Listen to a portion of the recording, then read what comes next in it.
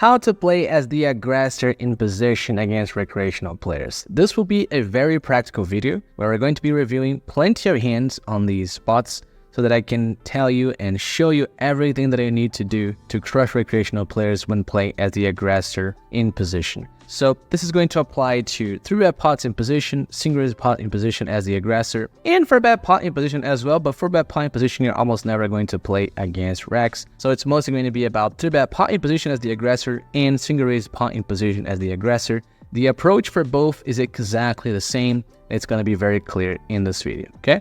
The first very common line we have to cover when playing against recreational players as the aggressor in position is the bet check bet line. The bet check bet line is going to be one of the best lines for you to play your air hands, okay? And the reason for this is that recreational players massively overfold against the bet check bet, which makes it almost the best line in terms of profitability with your bluffs. The check bet bet line is also really good. We're going to cover that, but the bet check bet line is amazing. I've been doing it for many years. So the idea is very simple here. Basically, on the flop, we're going to go for a high frequency c-bet strategy. The reason for this is that, well, recreational players cold call pre-flop with an insane amount of hands. They cold call basically 48 to 50% of hands pre-flop, which is way more than the solver would suggest. So they get to the flop with an extremely wide range, which allows you to basically bet any 2 cards. In theory, you're not even exploiting because their range is so weak that you get to bet almost any 2 cards. And then once they call, you can go for the turn check back because the bet check bet would be more profitable than the double barrel or the triple barrel lines, okay? Because recreational players tend to be a little bit more sticky against continued aggression lines than discontinued. All right, so let's say the execution of one hand here. I have ace-9 off, cut off for big blind. You see the big blind short stacked player, so very likely a recreational. All these hands are from GG Poker, by the way. We see bet, that's why they have this weird screen names. He calls, then turn is the 4 of clubs. I'm gonna stick with the blend here, check back the turn. And then once he checks to me on the river, he checks on a deuce of diamonds. I'm gonna go ahead and I'm gonna bluff here. This time decided to go for a 1.5x pot, slightly over 1.5x. You guys are gonna see me using many different sizes here, but I do recommend you use a lot of overbets in these spots because it's the most profitable size. Okay, so I just go for the overbet bluff here and the recreational player folds. Really, really nice. Another example here, I got queen 10 suited this time. Another rack calls me out of the big blind. Flop comes jack 7-3 rainbow. What we're gonna do, we're gonna go for the small bet here. Pretty straightforward on a dry texture like this when we have a huge advantage against the super wide range for the recreational player. Here comes a 7 of hearts. You know, I'm not checking here because, oh, I think that the 7 is really good for his range. It's not about that. It's simply because I have a pretty bad bluffing hand, and I think a bad bluffing hand performs best in the checking line than in the bet line here. I'm going to wait for this guy to check the river, and then once he checks, I'm going to go ahead and I'm going to bluff pretty much any unpaired hand in the spot. I'm going to put a lot of pressure to his range, and he's going to fold. So you guys are going to see me doing this quite a lot. You know, here's another example, jack 9 suited. We open, get called, flop small bet, turn no equity, I check back, river. You know, could be a scared card, maybe it's not a scared card, it doesn't matter. You go ahead and you fire here. Just enough to get them to fold those weak hands. Same thing on this one, another jack 9 suited. We open, get called by a short stack on the big. Flop king a3. We're gonna go for the small bet. Turn 5, pretty blankish turn. We check back. River 6, he checks. We're gonna go for the bluff. He folds. And one more example here, ace-7 suited. We open our gun, get called by rack in the big blind. Pretty wide rack, 38/0. 38/0 player here. We see about the flop small, pretty standard. He calls, turns a 10 of diamonds, which gives us a lot of equity, but I still decide to check back here. And then on the river, 5 of spades. What I'm going to do, I'm going to bluff this. So this time I go for an overbet size, which is, I think, the most profitable size with bluffs here in the spot. And he goes ahead and folds. So you can do this in single raise pots and also in 3-bet pots. In 3-bet pots, you're not going to have as much of a SPR to overbet, but you can also go for the bluff in the situations. Let's see a few examples. So here we have jack 9 suited. Once again, a lot of jack 9s. Villain opens cutoff, 2x. We 3-bet him. We have 3-bet here in position against a rack. We want to play as many hands as possible against this profile. Flop comes at a low board, 8-6-4. Decide to go for a half pot here, which I think is really good sizing for this type of texture. My opponent calls. And then you see turn is a king, which is a very good card for my range. I could be very aggressive on this card if I wanted to. But I'm going to stick with my plan here. I'm going to check back the turn, and then on the river, once I have nothing, I'm just going to reopen as a bluff, and I'm going to get the fold. So this line is extremely profitable line for you to take both in single raise pots and in 3-bet pots, and you should favor it whenever you don't have much equity with your bluff on the turn. Okay, just go for the check back, wait for your opponent to check river, and then you overbluff him once he checks. Just so you guys have an idea, I want to show you the profitability of this line here. You can see how awesome it is to take this line against recreational players. So we can calculate how much money we can make with many different bet sizes by taking this line with the bluffing hand.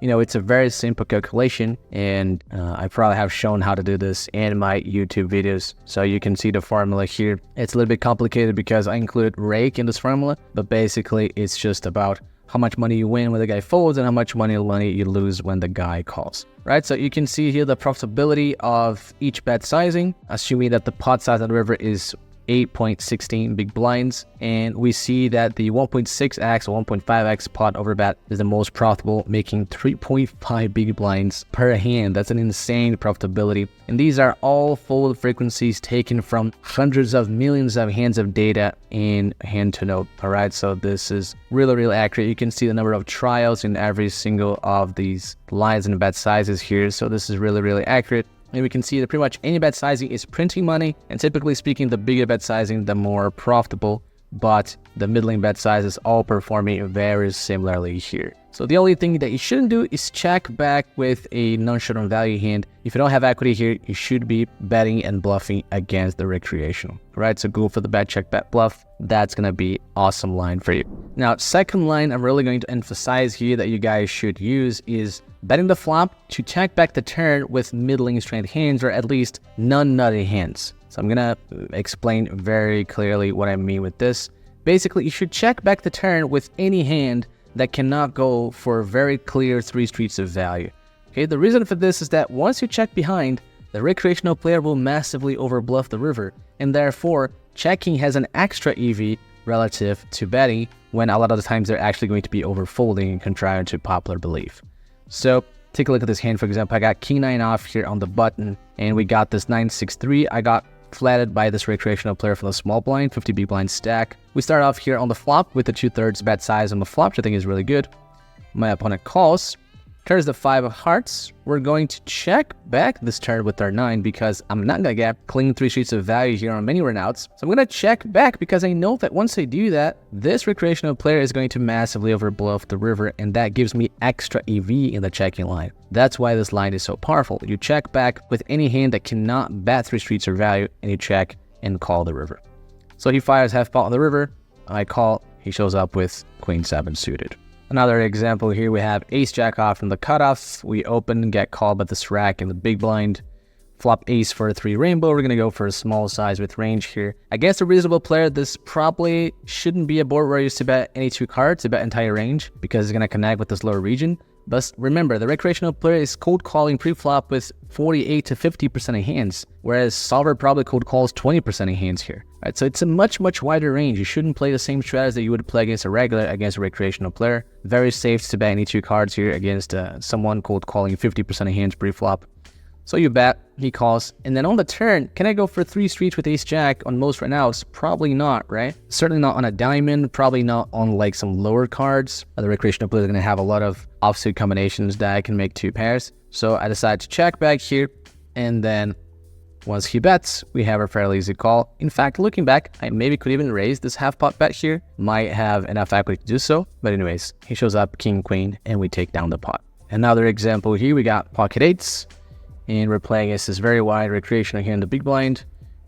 Flop king 9, king 9 two-tone. We're going to go for range bet small size here. He calls, turn 5 of clubs. We're going to check here. We obviously can't get 3 streets with this hand. River 9, our opponent bets half pot. We call, he shows up with ace 6 off. Obviously, he should never have here. So you can see this line is extremely powerful against recreational players because they massively overbluff, okay? Let me show you the exact bluffing frequencies for recreational players in this line so you can have an idea. So take a look at this. This is the line that we're discussing here. So check call, check bet. So the fish is the single raise pot adaptation caller. He check calls a flop bet, then turn goes check check, and then he bets the river. Take a look at this. The main line we're interested in is when we bet small on the flop. So here on this column, we have the flop size that you chose. So we're typically going to choose a small bet size on the flop is the most frequently used size in theory, and it makes a lot of sense to use against someone with a very wide range. So if you bet small on the flop, turn goes check, check, and they bet the river, these are their bluffing frequencies according to their bet sizing. For example, if they bet half pot, in theory, they should have 25% bluffs because that's the pot odds they're giving you with the half pot sizing. So if they bet half pot, they should be having 25% bluffs in their betting range. That's what this 25W, this is 25 weak, 25 bluffs means here. Okay, so this is the amount of bluffs necessary for this bet sizing to be balanced. So 30% bet size, 20% bluffs to be balanced. 50% bet size, 25% bluffs to be balanced. 70% bet size, 30% bluffs to be balanced. And pot size, 33% bluffs to be balanced. Okay, so when they bet half pot, they have 52% bluffs. 52% bluffs is what they have in a very substantial 46,200 hand sample. Obviously from my huge database, I have a database with 250 million hands, okay? It's a very large database. So you can see they are over bluffing by 27%. Out of those 52% bluffs, 18% is low pair. You're going to see the recreational players love bluffing with a low pair. I don't know why, but they do. So out of this 52% bluff, they have 18% low pair. So even if you discount this 18% low pair that they have, that would be 34% bluffs. So 52 minus 18, that's 34%, which means that they are over bluffing by 9%, even when you discount the random low pairs that they bet, which means that you should be bluff catching with ace high in this spot. That's why we have this light green for this situation, because these situations are situations where you should even bluff catch with ace highs with how much they are over bluffing this spot, okay? And that's why you're going to see me bluff catching with these hand types. Take a look at this one, ace 7 off, I open, get flatted, flop, jack 5-4 rainbow. I went for the half pot here, I guess that's a good sizing for this texture. Small would be fine as well. Turns a 4 of spades, pairing the board. I'm going to check with my ace high here. And then river is a 9, my opponent goes ahead and bets 70%. What I'm going to do, I'm going to make the call here. He's up with 8-7, and we take down the pot. Same stuff here, I got ace 8, this time very wide recreational here, 58 VPAP in 19 hands. I open, he calls, flop jack, jack 5, I see bet small, he calls, turn 9 of spades, he goes check, check, river 3, I'm going to call ace highs here, right? We already said that. I'm going to call ace highs. He shows up with ace deuce, a hand that should not be betting the spot, and I'm going to make a lot of money making this call. Okay, so you guys should not feel afraid of bluff catching this line. This is probably the most overbluffed line of the game tree. There are actually some lines that are very similar in terms of bluffing frequencies from recreationals, but this is one of the most overbluffed lines of the game tree. So don't be afraid of it. Click the call button and you're going to be fine. You can see here that even up to pot size, it's still overbluffed. So pot size, they have 40% bluff, they should have 33%. So that's a 7% overbluff in this spot. In this situation, you can't call ace highs anymore because low pair accounts for 9% of that betting range, which means that if you discount low pair, they would only have 31% bluffs, which is under bluffed. So you need at least some kind of middle pair to call against pot size, but it's still over bluffed, and you should call all middle pairs or better against pot size. As usual, you should do the same approach in 3-bet pots against recreationals, okay? Because exactly the same thing applies. Their range is too wide, they're not going to control their frequencies, they're going to over bluff. Alright, so take a look at this one. I 3-bet ace king, big blind versus small blind. The guy min raises small blind, so I'm pretty sure he's a recreational. I see bet half pot on this low paired board, which I think is a very good sizing. He calls, turns a 7 of hearts. At this point, my hand is probably a pure check to check the river. And then on a 6 of clubs river, he goes ahead and bets small. I have a pretty easy call here with ace king high. He shows up with queen 10, and we take down the pot. Okay, so exactly the same approach applies to both single raise pots and 3-bet pots as the aggressor in position. Another line you can take advantage of against recreational players, particularly with bluffing hands, is the check bet bet line. The check bet bet line is really good because sometimes recreational players check raise the flop too much. So you might want to check back the flop, and then once they check the turn to you, you then apply the aggression and you take down the pot by forcing them to fold. All right, so take a look at this one. I got king 9 suited here on queen 8-7, and this time I decided to check. So this is a board that contains a lot of draws, a lot of like backdoor draw type hands, and my hand cannot continue against a check raise. So I decided to check back the flop. Turn came a blank. No, I'm just gonna turn my hand to a bluff, right? I bet half pot, And then once I get called, I'm going to continue firing here. I overbet the river and he folds. This is the most profitable sizing sequence for this line, to go half pot into river overbet. And it's also very good because it is actually a very common sizing sequence in theory. So it just makes perfect sense in theory, and you can expand your bluffing range to account for how recreational players are going to be toasted in this line. Remember that they have this insanely wide range from pre-flop. So you're going to have a lot of fold equity just on the basis of them having this super wide range. Okay, so your fold equity is going to be really high. You just bet the turn and bet the river. So Salo, should I over bluff against recreational players on the river in these lines? Absolutely. This one's another example here. I got ace-4 suited from the cutoff. We have this 68 big blind stack in the big blind. He calls. Flop king-9 two-tone. Again, lots of draws, lots of hands that can check raise. My hand cannot bet call against check raise.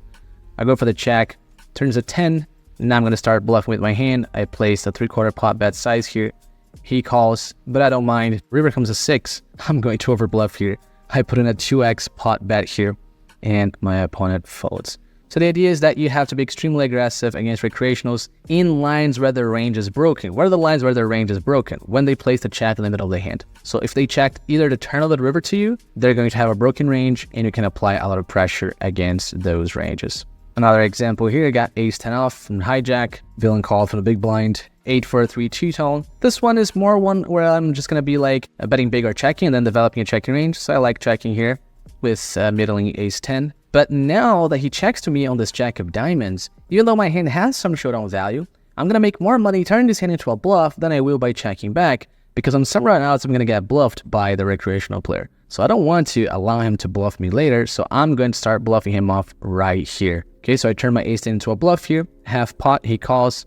River 9, what do? I overbet, and he folds. That's a very, very effective line you can take. So both the bet check bet and the check bet bet line against Rex, extremely profitable. Make sure you use overbets on the river whenever you do it. It's really, really good. But not always you need the overbet, but a lot of times it's going to be the most profitable size. One more example for the books here. We're playing against the 13 big blind stack fish. He calls. Flop queen-9 deuce two-tone. We're not going to bet this one, but we check. Turn comes an ace, really good card for my pursuit range and very scary card for his range. He has played very passively so far, so he did not shove pre-flop, which discounts a lot of the ace-x region from his range. Then he didn't lead the turn, which recreationals typically do with their strongest hands. So I'm just going to bet here. I bet about 60% pot. He calls. Turn comes a king. I just go all in, and he folds. So extremely effective line. Make sure you use it against recreational players. Don't be shy about it. Don't think that you need to, I need to represent a very strong hand here. Recreational players are not thinking this level. They're thinking of level 0 or level 1. They just care about their own hand. They're not thinking about your range. They're not trying to hand read you. They're not thinking about what you're representing with your lines. They're just going to look at their hand and they're going to make a decision. And based on data, we can see that they're folding too much in these lines, based off the fact mostly that their pre-flop range is too wide. So we can just apply pressure and get those folds. And that way we can capture those small pots in and out, capture the small pots all the time. That's really, really effective. Another line you can take advantage of against recreational players is the check back to call down line. Pretty much all lines post-flop are overbluffed by recreational players. And whenever you check, you should probably not fold if you have a good showdown value hand. So here, for example, I got kings on ace-3 deuce two-tone texture. In theory, I should probably check this quite often, and that's what I do.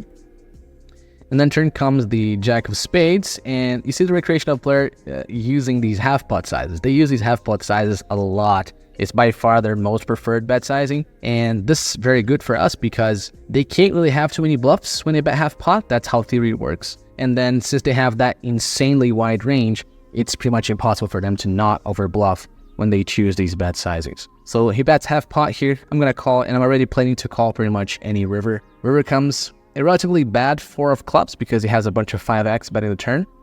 But I don't care here. He bets about 2/3, actually exactly 3/4. And I'm going to make the call with pocket kings. And you see he shows up with 10-9 off. Like, it's pretty obvious, pure checking hand in the context of theory on the turn. He should never bet this hand on the turn. Certainly not for that size. But he's there betting 10-9 off out of nowhere and firing two bullets here. So you check back and just call down with the showdown value hand. It's going to be significantly overbluffed. We can take a look here at the actual data for this line. So check, bet. This is the one. Take a look at this. When they bet the turn for half pot and then bet the river, they're over bluffing by 20% with half pot sizing and over bluffing by 18% with the 2/3, 3/4 bet size. So pretty insanely over bluffed line. The only bet size you have to be concerned with are over bets. So when recreational players over bet, that's typically not a good sign. You should probably fold. So you can see here 120, 150, it's either trending GTO or under bluffed. So you should not make too many bluff catches or any bluff catches at all against overbets from Rex, but anything pot or lower is going to be over bluffed. You should make the call.